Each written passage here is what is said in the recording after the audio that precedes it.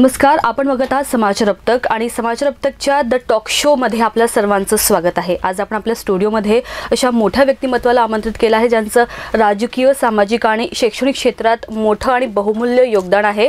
बहुजन विचार मंचचे अध्यक्ष आणि महाराष्ट्र काँग्रेसचे माजी सचिव नरेंद्र जिचकार साहेबांना आपण आमंत्रित केलं आहे। तर सर्वप्रथम आपण त्यांचं स्वागत करूया। सर, आपलं खूप खूप स्वागत आहे स्टुडिओमध्ये।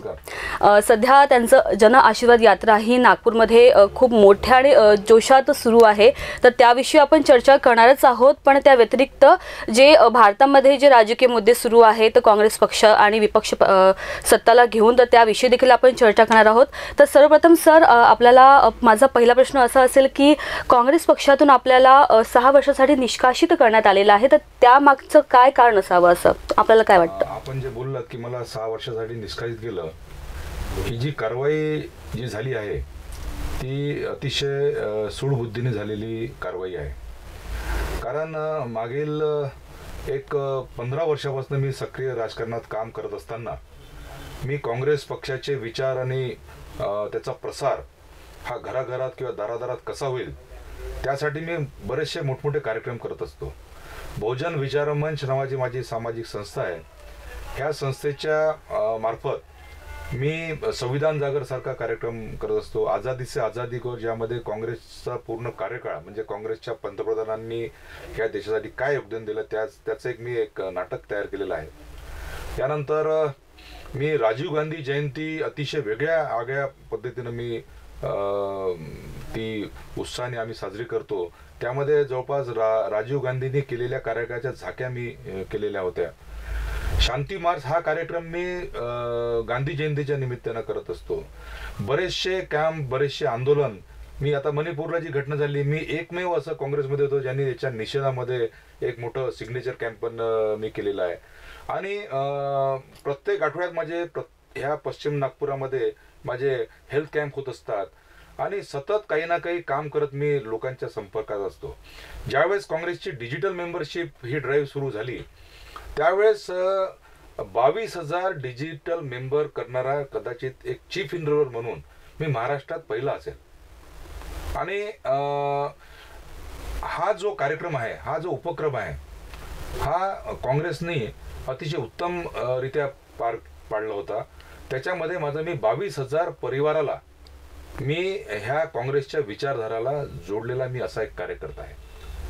तर अशा एका कार्यकर्त्याला ज्यांनी फक्त पक्षाच्या एका मीटिंगमध्ये 12 ऑक्टोबरला आमचं महाकाळकर सभागृहात एक महाराष्ट्र प्रदेश काँग्रेस कमिटीची एक बैठक होती।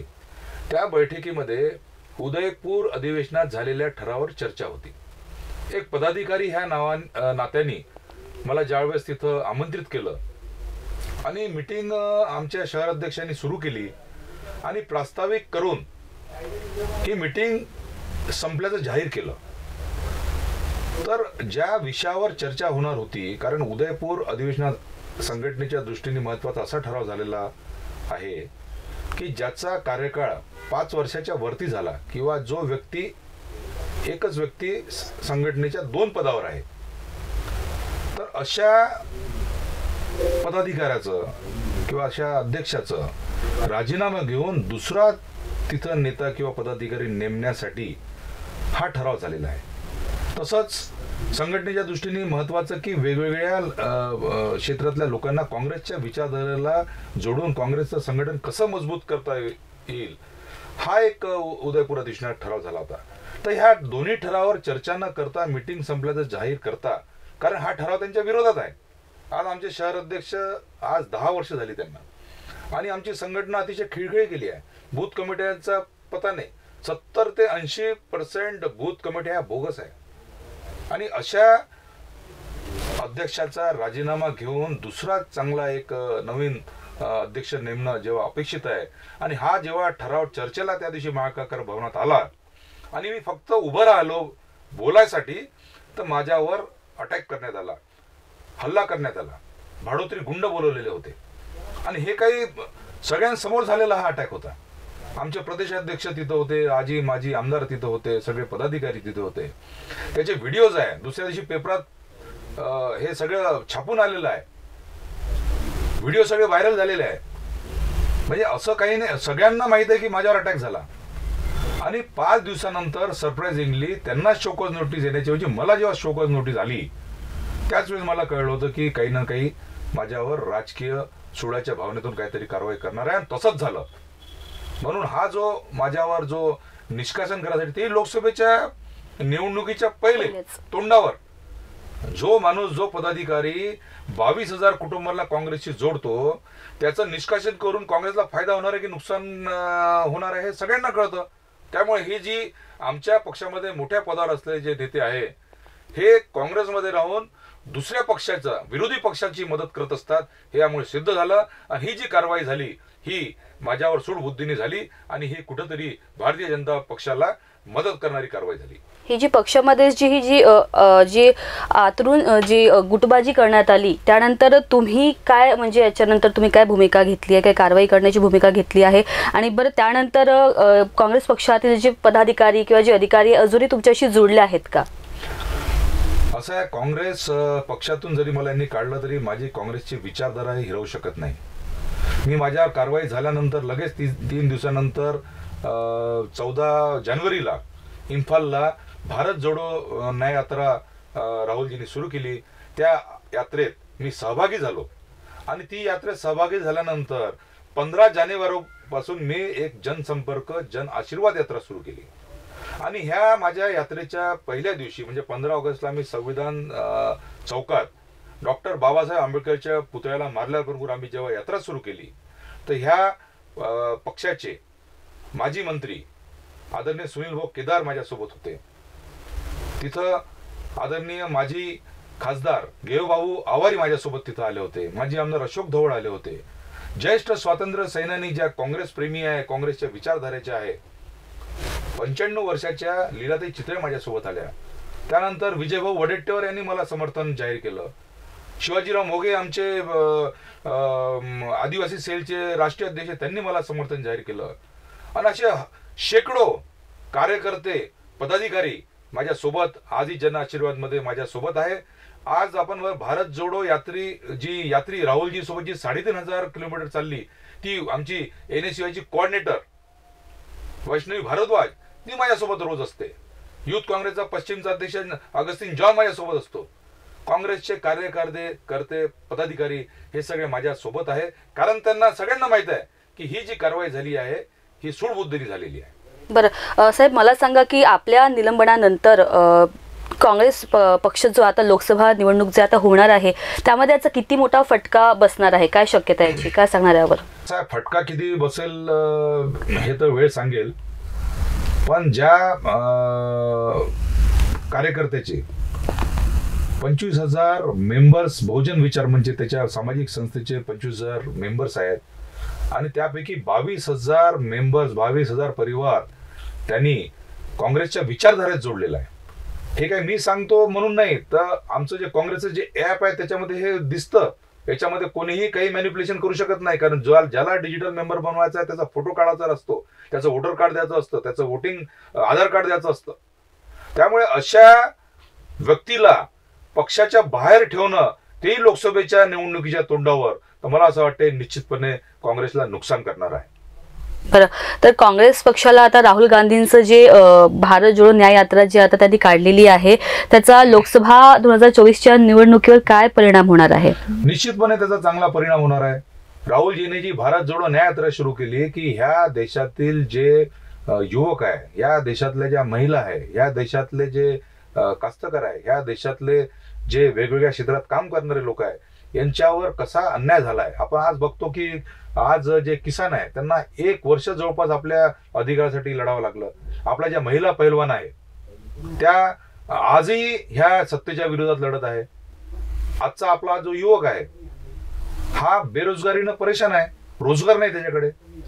तर यांना न्याय मागण्यासाठी राहुल गांधीची जी भारत जोडो न्याय यात्रा जी जवळपास 6,000 किलोमीटरची चालणार आहे, मणिपूर पासून ही मुंबईपर्यंत जी येणार आहे, ही निश्चितपणे लोकांमध्ये एक जनजागृती करणारी यात्रा राहणार आहे आणि याचा येणाऱ्या लोकसभेमध्ये निश्चितपणे याचा अतिशय फायदा काँग्रेसला येईल असं मला वाटतं. बरं, जसं आता एकीकडे राहुल गांधींचं भारत जोडो न्याय यात्रा आहे तर दुसरीकडे आपण नागपूरमध्ये जन आशीर्वाद यात्रा सुरू केलेली आहे, तर यामागचा काय मुख्य उद्देश आहे? मी तुम्हाला सांगितलं जसं राहुल गांधी लोकांना न्याय मागण्यासाठी किंवा न्याय देण्यासाठी भारतभर फिरत आहे. मी माझं जे क्षेत्र आहे पश्चिम नागपूरमध्ये मी घराघरात चाललोय. माझ्यावर कसा अन्याय झाला, मला ह्या पार्टीने न्याय द्यायला पाहिजे ह्या भावनेने त्यांचे आशीर्वाद घेण्यासाठी आणि एक संपर्क त्यांच्याशी करण्यासाठी. कारण तुम्ही बघत आहे की 2 वर्षापासून इथं नागपूर म्युनिसिपल कॉर्पोरेशनच्या निवडणुका नाही आहे. इथले जे जनप्रतिनिधी आहे हे 5 वर्षात कधी त्यांनी येऊन बघितलं नाही असे मला लोक सांगतात. आज जवळपास 10 दिवस माझ्या यात्रेला झाले. लोकांच्या समस्या आहे. आज जे लोक वस्तीमध्ये राहतात, स्लम मध्ये राहतात, त्यांच्या गटरच्या संबंध आहे, पाण्याच्या समस्या आहे, त्यांच्या कचऱ्याच्या समस्या आहे, त्यांच्या लाईटच्या समस्या आहे, त्यांच्या वॉटर बिलाच्या समस्या आहे, त्यांच्या इलेक्ट्रिक बिलाच्या समस्या आहे. तर ह्या प्रत्येक घरोघरी जाऊन ह्या समस्या मी जाणून घेत आहे आणि ह्या जाणून घेत असताना त्या समस्या यांच्या कशा सुटतील त्यासाठी मी पूर्ण प्रयत्न करत आहे आणि ते कायम आमचं सुरू आहे. आज जवळपास 40 ते 50 लोकांच्या समस्या आम्ही मागील 10 दिवसातच आम्ही व्यवस्थित करून दिल्या. छोटे छोटे काम असतात, गटरचे काम असतात, कुठे पाणी वाहत आहे, कुठे झाकण नाही आहे, कुठे इलेक्ट्रिक बिल जास्त येत आहे, कुठे त्यांना मीटर मिळत नाही आहे. ह्या पद्धतीचे कार्यक्रम घेऊन आम्ही लोकांमध्ये जात आहे. ही माझी यात्रा माझ्यावर न्याय कसा होईल ह्यासाठी जरी असली, लोकांचे आशीर्वाद मला मिळत आहे, लोकांच्या समस्या जाणून घेण्याची मला संधी मिळत आहे आणि त्या समस्या मी ज्यावेळेस त्याचं निराकरण करतो तर त्यावेळेस ते मला जो आशीर्वाद मिळतो हा माझ्यासाठी येणाऱ्या माझ्या राजकीय जीवनासाठी अतिशय उपयोगी राहणार. बरं, याच्याशी जोडलेला प्रश्न आहे की आपण नागपुरातून पश्चिम नागपूर जे आहे हेच का आपल्या जन आशीर्वाद यात्रेसाठी निवडलेलं आहे? कारण असं आहे की माझं जे क्षेत्र आहे हे माझं जे राहणं आहे हे पश्चिम नागपूरमध्ये मी सिव्हिल लाईन मध्ये राहत असतो. माझा भाऊ जो नगरसेवक आहे हा 2002 ते 2007 हा मोहननगर गड्डीगोदाम हे जे त्याचं क्षेत्र आहे हे पश्चिम नागपूरमध्ये आहे. माझे जे कार्यक्रम होत असतात हे जास्त करणं पश्चिम नागपुरात मी करत असतो. माझे जे कॅम्प आहे, माझे लोकांचे जे संपर्क आहे, लोकांसाठी मी करत असलेले जे काम, ते जे क्षेत्र जे माझं आहे पश्चिम नागपूर आहे. म्हणून ही यात्रा मी पश्चिम नागपूरमधनं सुरू केली आणि मला समजा प्रभावित होऊन कोणाला समजा असं वाटलं की नागपूरच्या दुसऱ्या क्षेत्रात ही अशी यात्रा करायची असेल तर त्यांच्या सोबत मी निश्चितपणे सहभागी होणार आहे. बरं, आता जन आशीर्वाद यात्रा ही आपली आता 10 दिवसापासून निरंतर सुरू आहे. तर या यात्रेदरम्यान आपल्याला लोकांचा कसा प्रतिसाद मिळतोय किंवा विदर्भाच्या लोकांचा कसा प्रतिसाद आपल्याला मिळतोय यामध्ये? पश्चिम नागपुरामध्ये माझी जी यात्रा सुरू आहे अतिशय म्हणजे मी विचार जो केला त्याच्या पलीकडे त्याच्यापेक्षा मोठा मला इथं रिस्पॉन्स मिळत आहे. कारण मी कोणत्या ना कोणत्या कारणाने लोकांशी जुळलेला आहे. एखाद्या माझ्या कोणत्या कॅम्पमध्ये लोक आलेले आहे, चष्मे वाटप मी करत असतो, कॅटरॅक्टचे हजारो ऑपरेशन मी फ्रीमध्ये केले. तर काही ना काही एखाद्या कॅम्पमध्ये कोणी आलेला असतो किंवा एखाद्या माझ्या कार्यक्रमात कोणी आलेला असतो, एखाद्या कोणत्या माझ्या आंदोलनात कोणी आलेला असतो. माझ्याबद्दल मी जे काम करत आलेलो आहे कारण मी तळागाळात राहतो, त्यामुळे मी जेव्हा जन आशीर्वाद यात्रेच्या माध्यमातून घरोघरी गेलो तर मला कोणी असं मला परख म्हणून वाटलं नाही किंवा त्यांना मी एखादा अनोळखी म्हणून वाटलं नाही. 90 ते 95% लोक मला ओळखतात, मला घरी बोलवत आहे, मला पाणी ऑफर करत आहे, मला चहा कोणी पाजत आहे, कोणी तिळगुळ देत आहे, कोणी माझं स्वागत करत आहे, कोणी आरती ओवाळत आहे.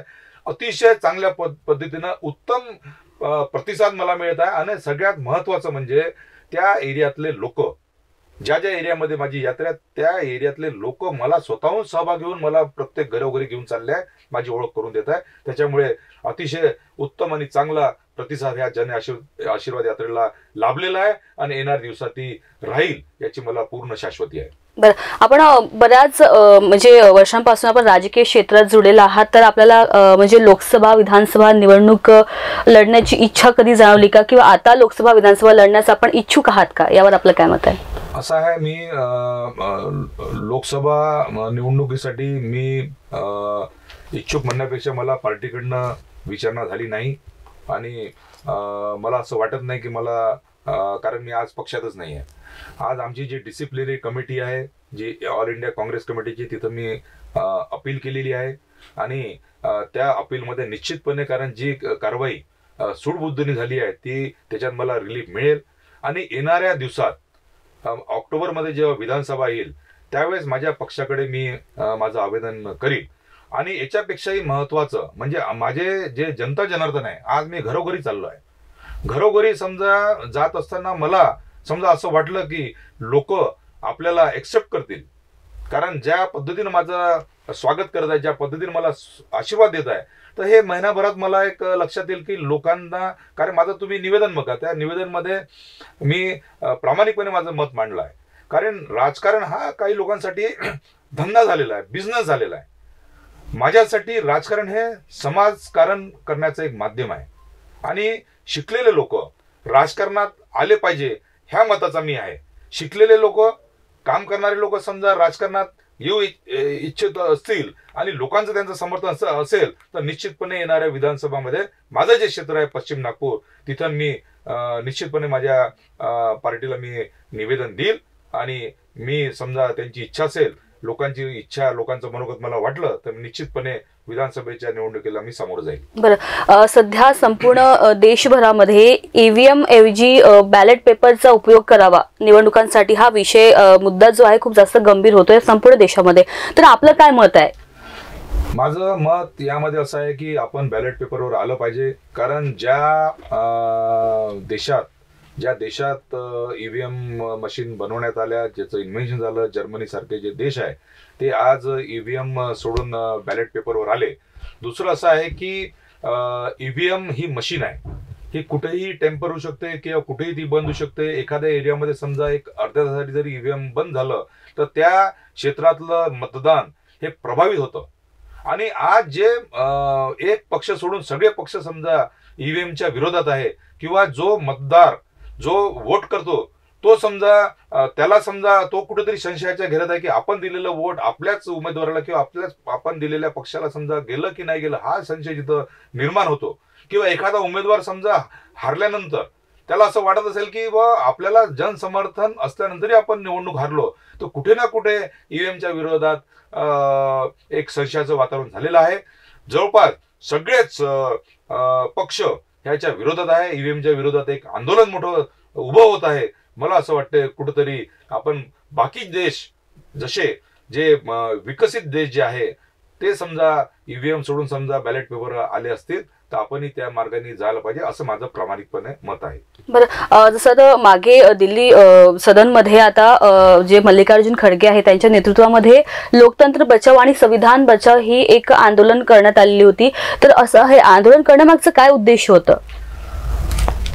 असं आहे, कुठंतरी आपलं भारताचं जे संविधान आहे, ज्या पद्धतीनं आज मीडिया वागत आहे, ज्या पद्धतीनं आपले जे बाकीचे जे स्तंभ आहे, जे म्हणजे ज्या पद्धतीने त्यांचं कामकाज आहे, कुठंतरी आज आपलं संविधान हे कुठंतरी आपल्या म्हणजे संविधान बदलण्यासाठी समजा काही प्रयत्न होत असेल किंवा आपला देश हा संविधानाप्रमाणे समजा नसेल चालत किंवा लोकशाहीवर कुठेतरी एक अडचण आलेली असेल, तर मला असं वाटतंय हे संविधान वाचवण्यासाठी, लोकशाही वाचवण्यासाठी सगळ्यांनी ज्या ज्या पक्षांनी म्हणा किंवा एक लोकांनी, कारण हा काही पक्षाचा फक्त विषय नाही आहे, हा संविधान वाचवणं ही आपल्या प्रत्येकांची एक गरज राहिलेली आहे. तर मला असं वाटतं जे पक्ष ह्या संविधान वाचवण्याच्या लढाईत आहे त्याच्यासोबत सगळ्यांनी राहिलं पाहिजे, ह्या प्रामाणिक मताचा मी आहे. बरं, सध्या आता 22 जानेवारीला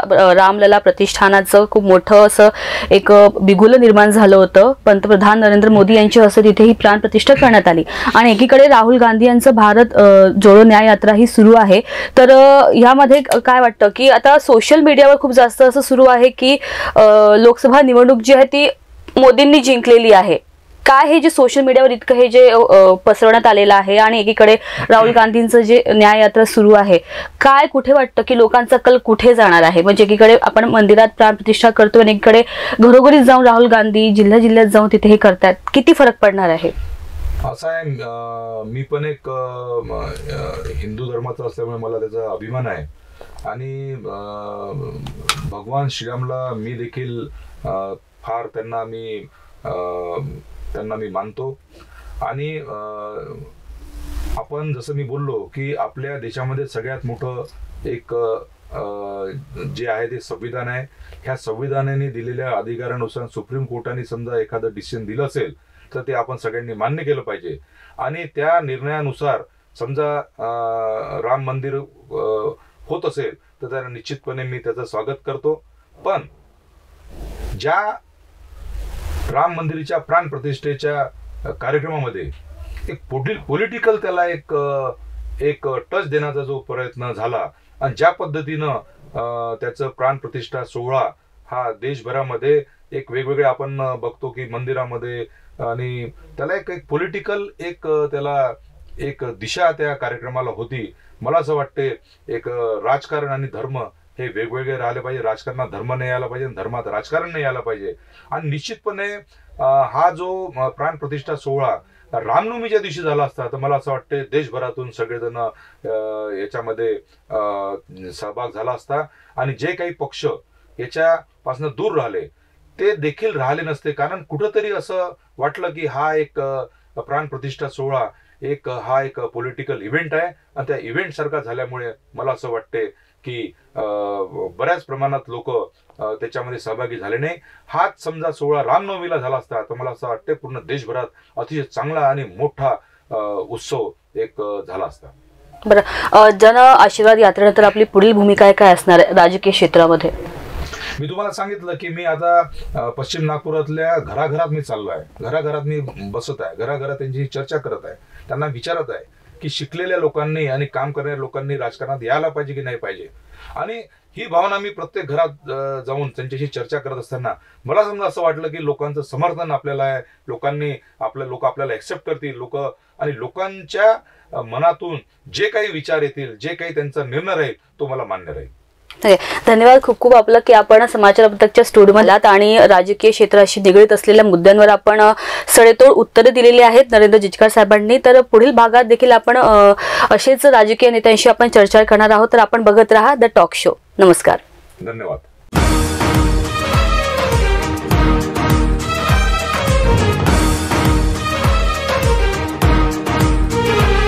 संकल्प नवा, ध्यास नवा, नेतृत्व नवे, विश्वास नवा, मार्गरथ हाक तुमची, मार्गरथ हाक तुमची, सुसंवाद आवाज नवा, साथ तुमची, हात तुमचा, जनकल्याणाची भावना, शुभेच्छा नववर्षाच्या, सुख समृद्धीची प्रार्थना, आशीर्वाद